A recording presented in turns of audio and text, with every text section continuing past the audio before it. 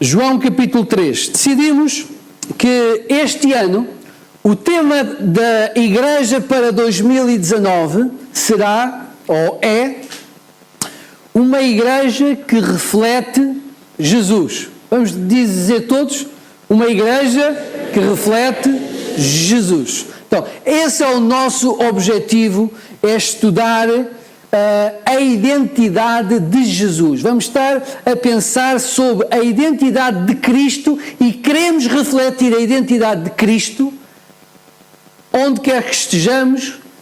Vivemos nós o que tivemos que viver no ano 2019. Então, o objetivo vai ser mergulhar na identidade de Cristo. Vamos ter Cristo bem no centro do nosso... Temos sempre, mas especialmente a identidade que Deus diz que nós temos em Cristo. É sobre isto que ao longo do ano nós vamos estar a meditar. O que é que Deus diz sobre nós? O que é que Deus fez sobre nós, conosco, e o que é que Deus quer fazer através de nós? Então, a nossa identidade não pode ser outra coisa do que aquela que nós encontramos em Cristo. Então, ao longo deste ano, nós vamos estar a estudar a identidade de Cristo para refletir Jesus na sociedade em que vivemos. Irmãos, abriram João capítulo 3.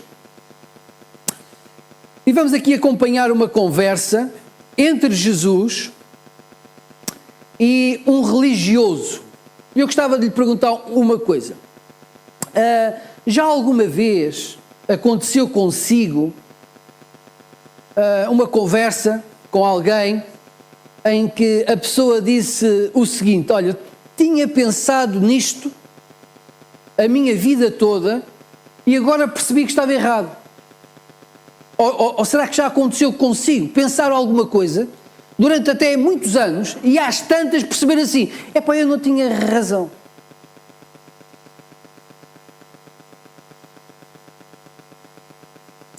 Às vezes podemos assumir verdades para nós, porque nos ensinaram ou porque foi fruto da nossa experiência, que podem não ser, de facto, as melhores coisas.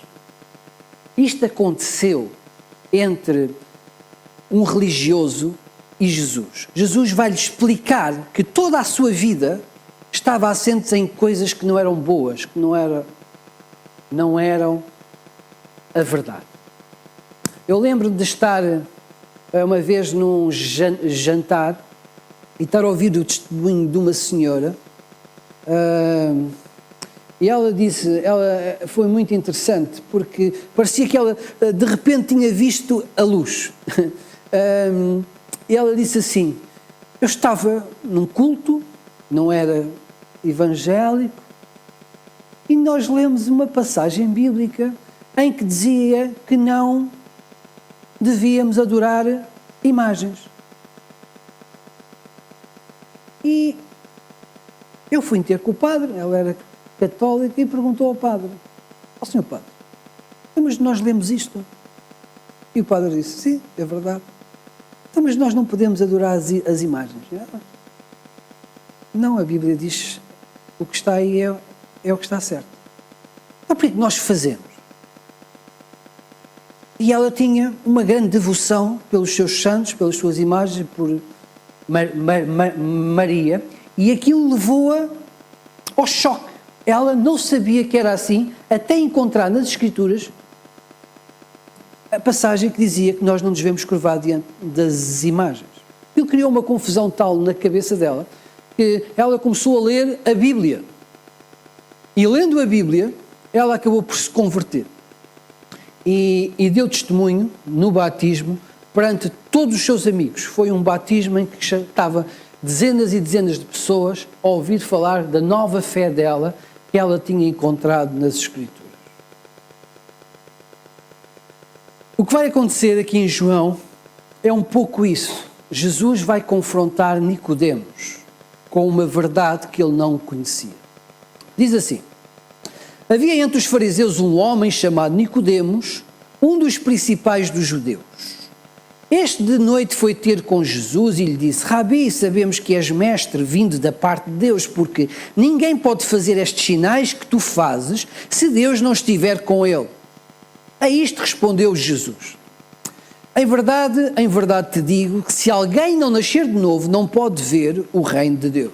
E perguntou-lhe Nicodemos: como pode um homem nascer sendo velho? Pode porventura voltar ao ventre materno e nascer segunda vez? Respondeu Jesus: em verdade te digo, quem não nascer da água e do Espírito não pode entrar no reino de Deus. O que é nascido da carne é carne, e o que é nascido do Espírito é Espírito. Não te admires que de eu te dizer, importa-vos nascer de novo. O vento sopra onde quer, ouves a voz, mas não sabes de onde vem, nem para onde vai. Assim é todo o que é nascido do Espírito. Então lhe perguntou Nicodemos: como pode suceder isso? Acudiu Jesus: tu és mestre em Israel e não compreendes estas coisas? Em verdade te digo, que nós dizemos o que sabemos, testificamos o que temos ouvido, contudo não aceitais o nosso testemunho.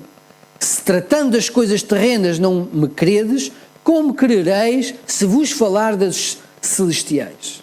Ora, ninguém subiu ao céu senão aquele que de lá desceu, a saber, o Filho do Homem que está no céu.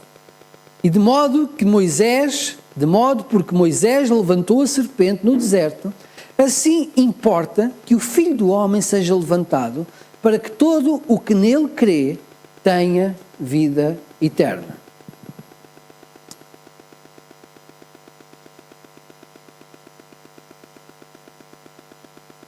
Nicodemos era um fariseu.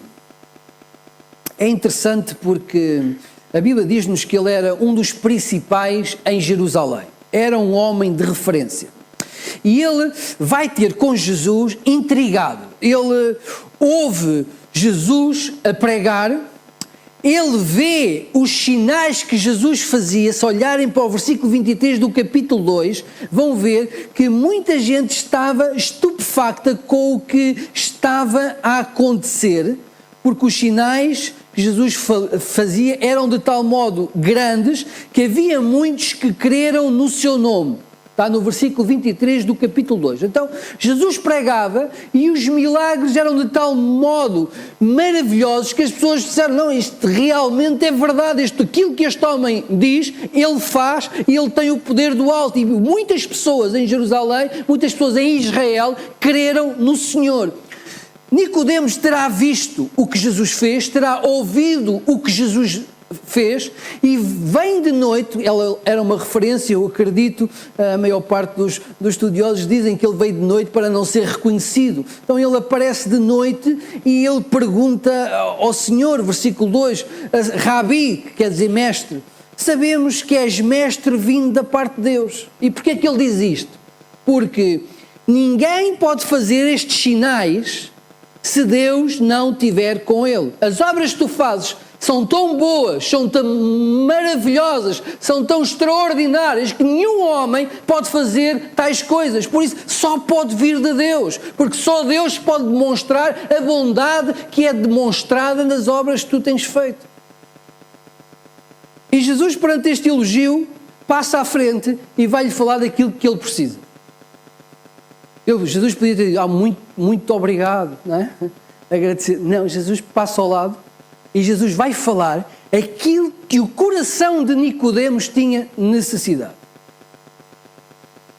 E Jesus vai-lhe dizer o seguinte, versículo seguinte, versículo 3. Em verdade te digo, se alguém não nascer de novo, não pode ver o reino de Deus. À partida, Nicodemos devia de ser um especialista sobre reino.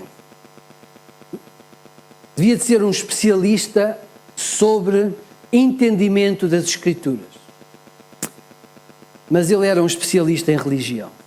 Nicodemos era um fariseu. Os fariseus eram homens de referência em Israel. Quando nós falamos de fariseus, olhamos para o legalismo e olhamos para os embates que Jesus teve com eles, mas nem sempre foi assim.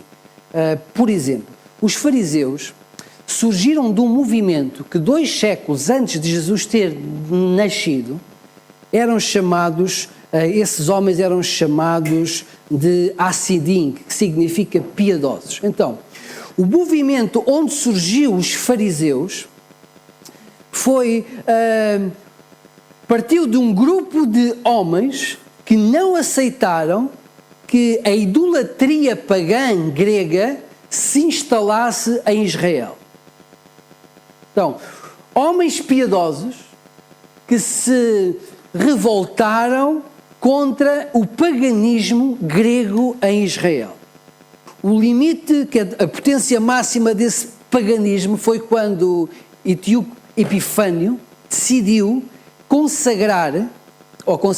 sacrificar um porco, animal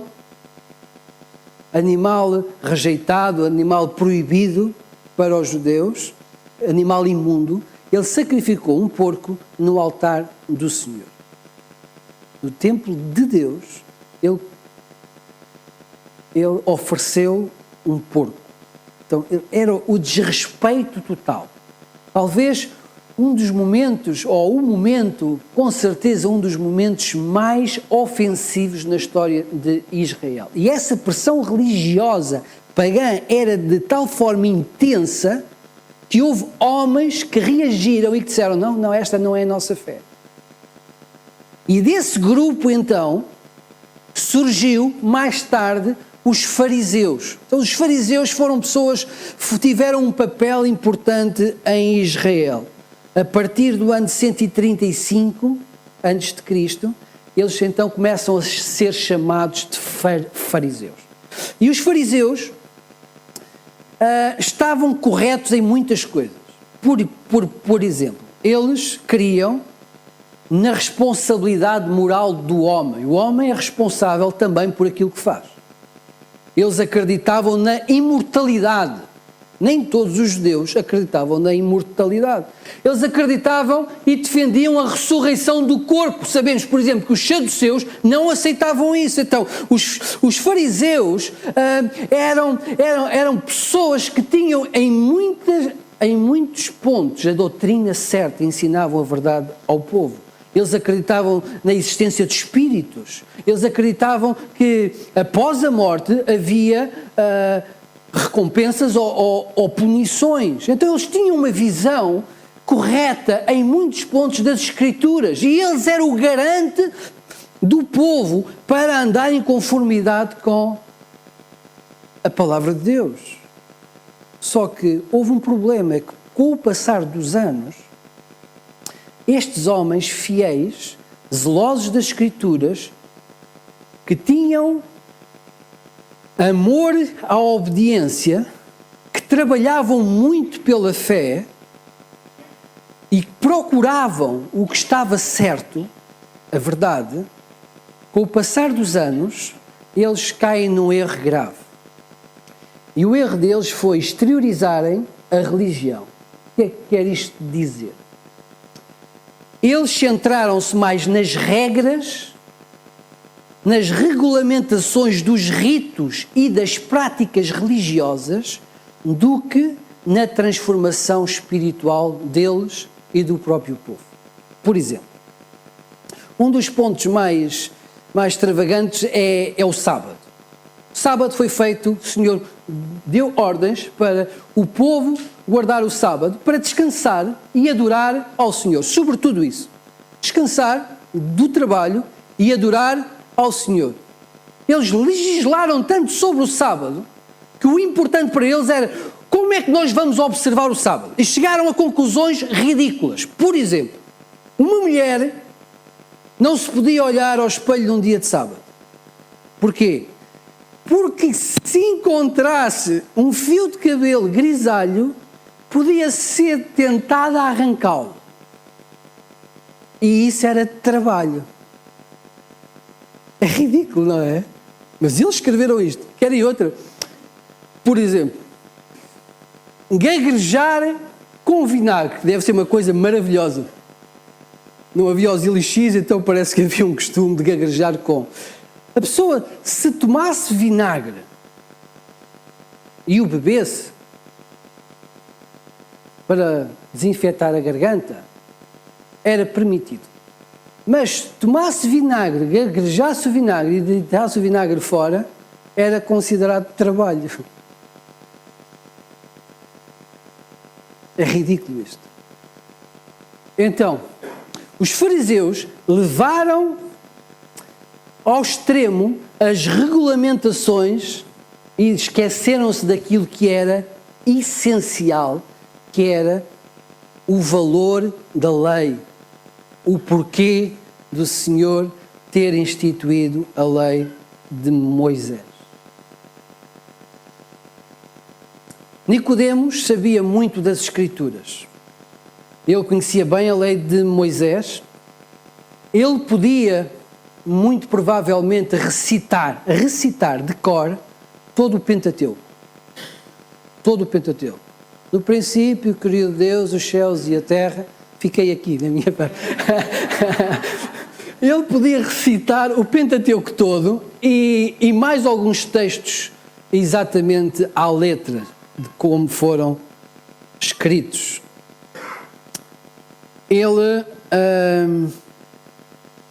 era membro do tribunal judaico, o Sinédrio, era um dos homens de referência em Israel. Ele até vestia roupas de religioso. Então, era de facto alguém que era reconhecido como um homem de Deus naquela sociedade.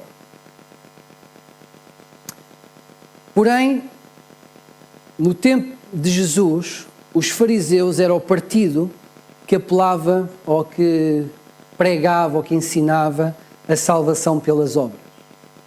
A salvação pelo mérito pessoal. Para ele, a relação com Deus, a fé, era o resultado de uma vida prática em que poderia fazer coisas para ser abençoado através dessas coisas. Por exemplo, talvez Nicodemos dissesse o seguinte: se eu fizer isto direitinho,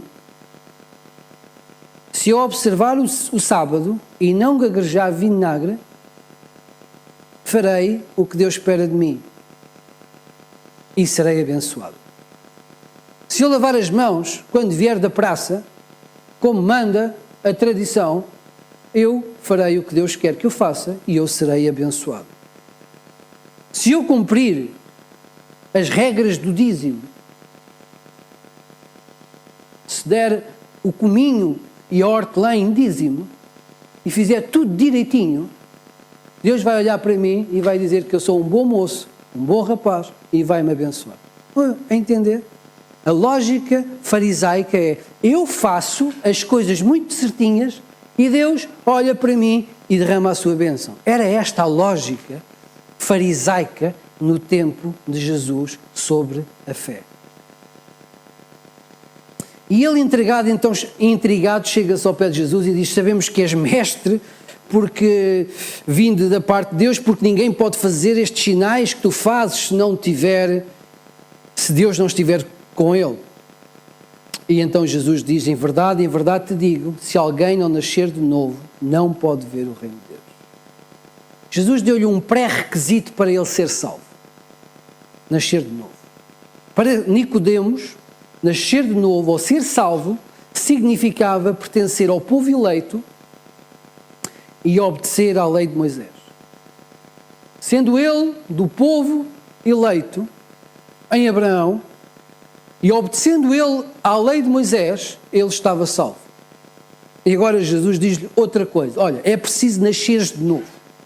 Então ele, mais intrigado ficou e começa a conversar com Jesus para tentar perceber o que é que Jesus está a querer dizer com o nascer de novo. Ele perguntou, versículo 4, como pode um homem nascer sendo velho? Pode porventura voltar ao ventre materno e nascer segunda vez? Ele sabia que isto era impossível. Nicodemos era inteligente, mas ele entra na ilustração de Jesus e coloca-a no expoente máximo. Então agora uma pessoa idosa, um velho, já no final dos dias, é possível voltar ao ventre? Isto é ridículo, isto não é possível. É como se ele estivesse a dizer ao Senhor: não compreendo o que tu estás a dizer, explica-me onde é que tu queres chegar.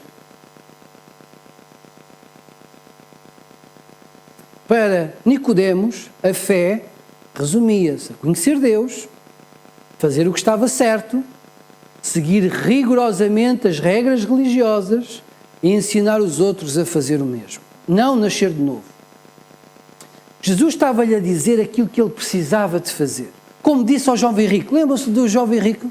Ele vai mais ou menos com a mesma pergunta ou com a mesma intenção: o que é que eu farei de bom para entrar no reino dos céus? E Jesus diz: olha, vende tudo o que tens e dá aos pobres.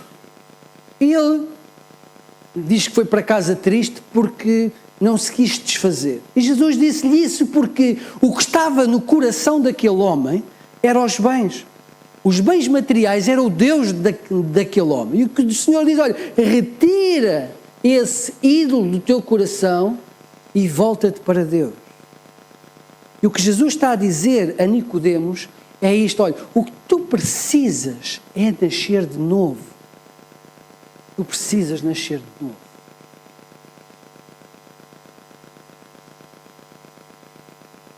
Nascer de novo pode ser traduzido da seguinte forma: nascer de cima, nascer do alto ou nascer dos céus. Jesus disse a Nicodemos que para ele ver o reino de Deus era necessário nascer de cima, ou seja, que o Espírito de Deus tinha que implantar no coração dele, de Nicodemos, a vida que tem origem nos céus. Olha, a vida do céu tem que entrar no teu coração. Se alguém não nascer de cima, se alguém não nascer dos céus, não poderá experimentar o reino de Deus, não poderá partilhar do reino de Deus, não poderá desfrutar do reino de Deus. Quando Jesus fala sobre entrar no reino, o que ele está a falar é sobre a salvação. Mais à frente, versículo 16, que nós conhecemos bem, ele vai dizer: porque Deus amou o mundo de tal maneira que deu o seu Filho unigênito, para que todo o que nele crê não pereça, mas tenha a vida eterna. E no versículo seguinte, 17, diz: porquanto Deus enviou o seu Filho ao mundo, não para que julgasse o mundo, mas para que o mundo fosse salvo por ele. O que Jesus estava-lhe a falar era sobre salvação. Esta era a vontade de Deus e esta era a vontade de Jesus para Nicodemos ali naquele momento. Então a conversa continua. E para espanto de Nicodemos, Jesus no versículo 5 vai-lhe dizer: em verdade te digo, que quem não nascer da água e do Espírito não pode entrar no reino de Deus. A água e o Espírito são referências ao Velho Testamento. Por exemplo, em Ezequiel, o Senhor promete estabelecer uma nova aliança com o povo. Não a aliança do Sinai, mas uma nova aliança. E nessa nova aliança, o Senhor diz que vai aspergir água sobre o povo. E água é um símbolo de purificação, em que Deus iria purificar o povo. E diz também que o Senhor iria colocar o seu Espírito no povo. E Espírito era o símbolo de vida e poder do próprio Deus.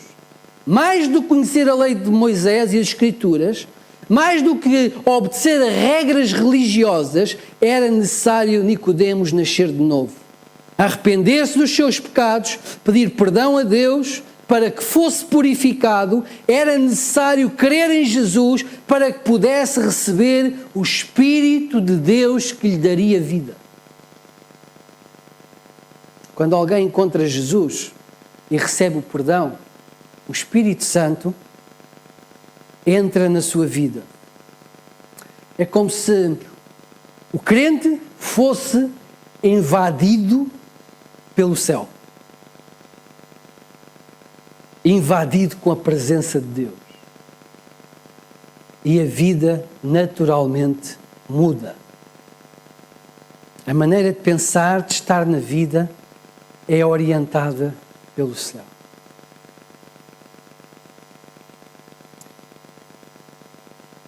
Foi isto que Paulo disse aos Coríntios. Se alguém está em Cristo, nova criatura, as coisas antigas já passaram, eis que se fizeram novas. Jesus está a dizer a Nicodemos que não é a religião que salva, mas antes o encontro com Deus, a presença de Deus na sua vida. Nascer de novo é filtrar o que pensamos, todos os nossos conceitos, todos os nossos valores, todos os nossos preconceitos, todas as nossas decisões, todas as escolhas, todos os sonhos, todos os prazeres, todo o nosso tempo, todos os nossos relacionamentos com família, amigos, colegas, clientes, vizinhos, quer sejam relacionamentos bons ou difíceis, todos os nossos bens, todo o nosso tempo, tudo aquilo que nos propusemos fazer da vida, é filtrar tudo isso, é repensar tudo isso, tudo aquilo que nós somos, temos e fazemos. Nascer de novo é repensar tudo isto com um filtro de Jesus Cristo. Tudo isto pensado segundo a revelação que nós temos em Cristo, vinda do céu. Isso é nascer de novo.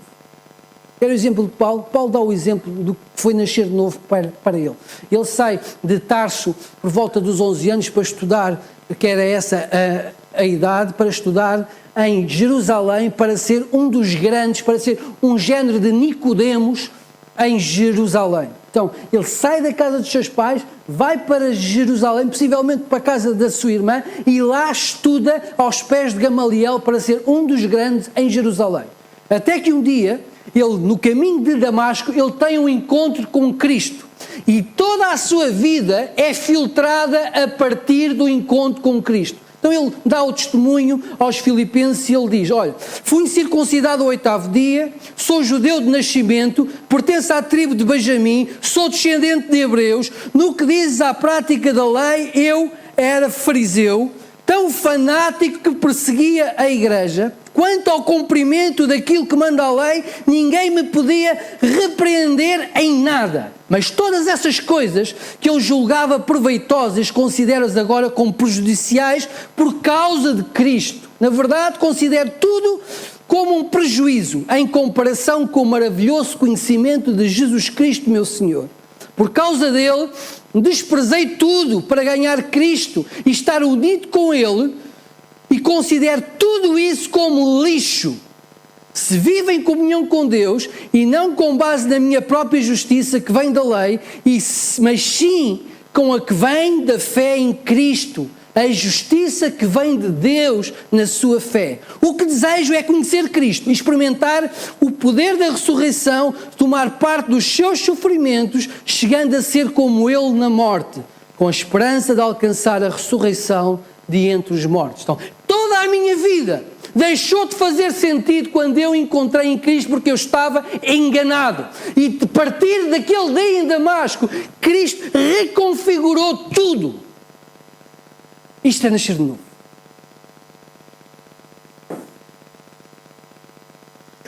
Nascer de novo é reformular toda a nossa vida com base em Cristo.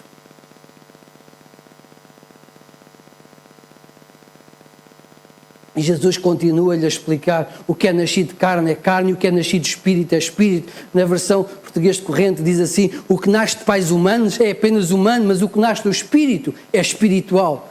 Nascer de novo é nascer do Espírito de Deus. É a transformação de vida, é a regeneração, é nascer de novo, é ter uma mente renovada em Cristo.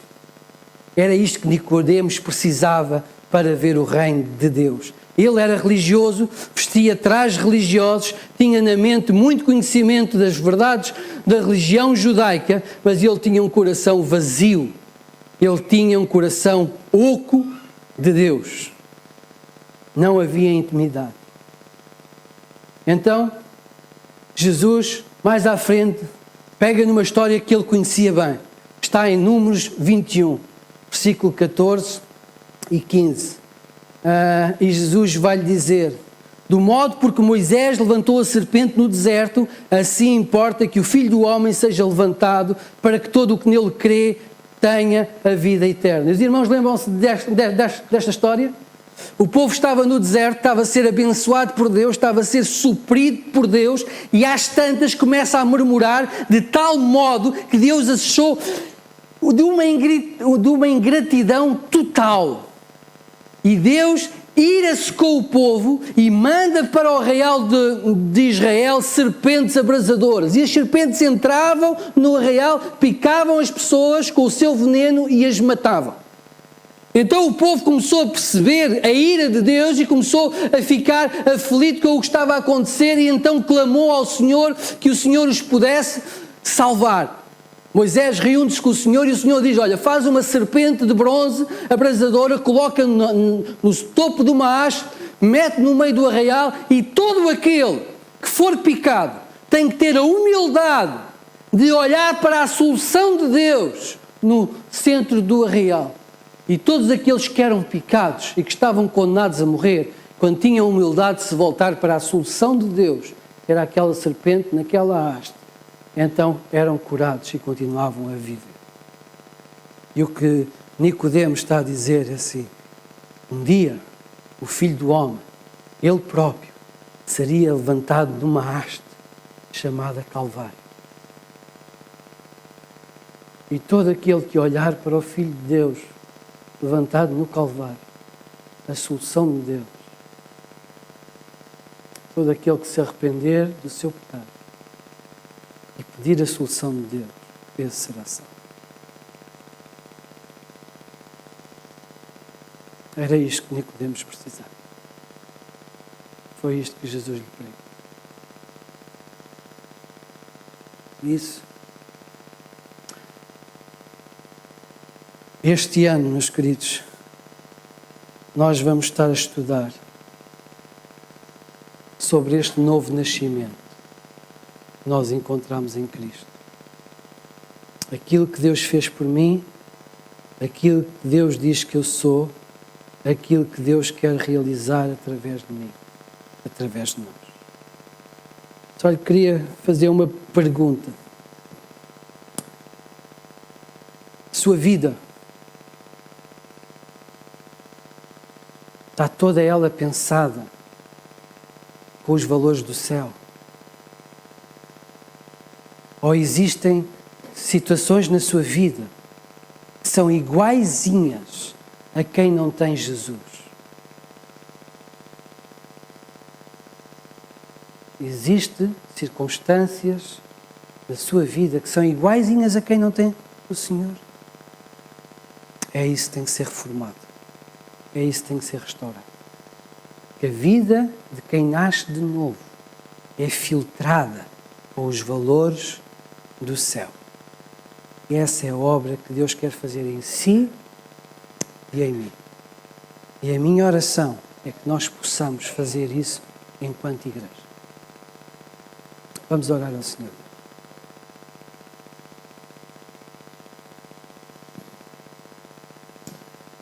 Damos-te, Senhor, graças por Jesus Cristo. Damos-te graças pela salvação, pela solução que tu providenciaste para o nosso pecado. Damos-te graças porque tu invades a nossa vida com o amor do céu, com a salvação do céu, com os valores do teu reino. E te pedimos, Senhor, que nos dês sabedoria e humildade para não rejeitarmos a tua vontade em nós. Quando a nossa vontade estiver contra a tua, então, Senhor, vence-nos, porque a tua é melhor. Sê conosco, Senhor, tem misericórdia de nós e ajuda-nos cada vez mais a sermos como tu és e a refletirmos quem tu és. Em Cristo Jesus, o Senhor, nós oramos. Amém. Desejo um domingo, mais do que um domingo, desejo um ano muito abençoado para os irmãos, na graça de nosso Senhor Jesus Cristo.